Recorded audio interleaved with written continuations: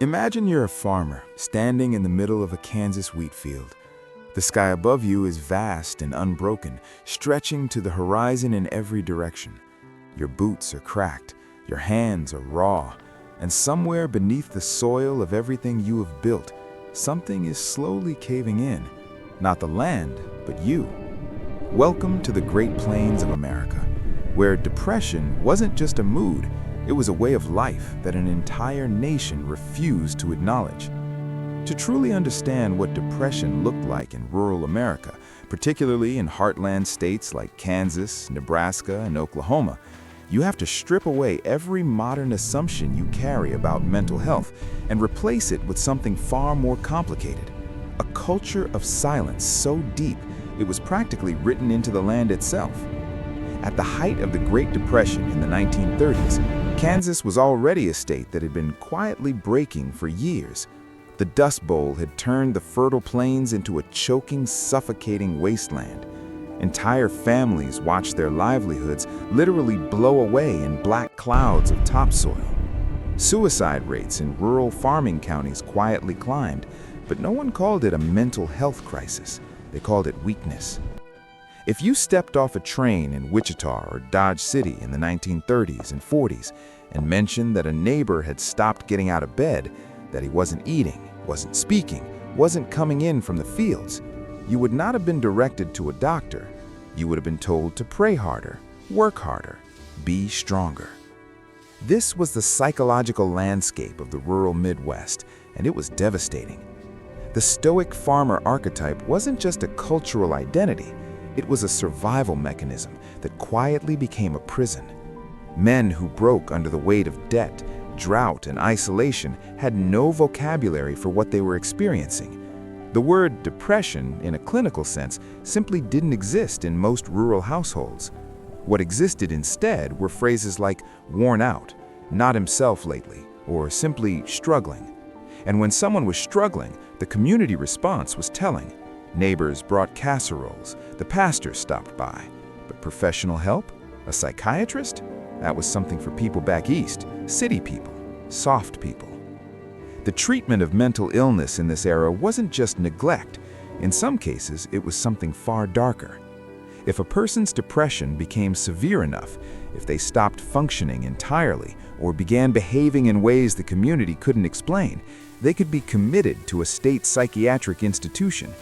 Kansas, like most states, had these sprawling, underfunded facilities sitting on the edges of cities like Larned or Osawatomie, and stepping inside one of them was, for most families, a one-way door. Patients were frequently stripped of their names and replaced with numbers. They slept in massive open wards, rows of iron-framed beds lined up under flickering yellow light. Treatments that we would recognize today as torture were administered with the full confidence of medical science. Ice baths, insulin-induced comas, electroconvulsive therapy delivered without anesthesia, leaving patients rigid and screaming on the table. The families who committed their loved ones often genuinely believed they were doing the right thing. The shame was so immense, so corrosive, that many simply never spoke of it again. A grandmother vanished into Osawatomie, a father was taken to Larned, and the family moved on, swallowed the silence, and planted the next season's crop. For rural black residents of Kansas, descendants of the exodusters who had fled the post-Reconstruction South seeking freedom on the plains, the situation was compounded by the brutal arithmetic of segregation. Black patients were housed in separate, even more underfunded wards. Their suffering was doubly invisible, unseen by the white medical establishment and suppressed within their own communities, where surviving had always required projecting strength. Native communities in the region faced their own distinct and devastating intersection.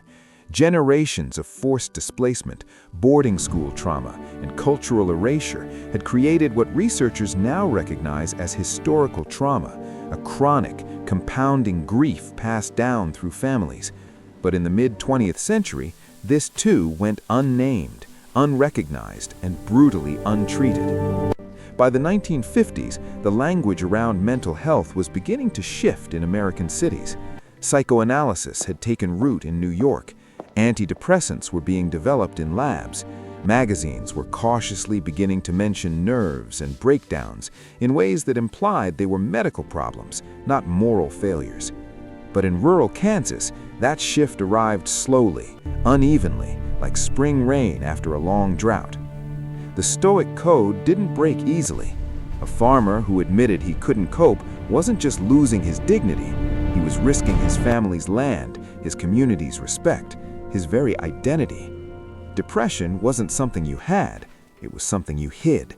Behind long hours, behind whiskey in the barn, behind a quiet withdrawal that everyone noticed but no one mentioned. To truly grasp what this cost, you have to look at the numbers that the era refused to collect properly. Thank you. Rural suicide rates consistently outpaced urban ones, even as the broader culture congratulated the heartland for its resilience and self-reliance. The same strength the nation celebrated.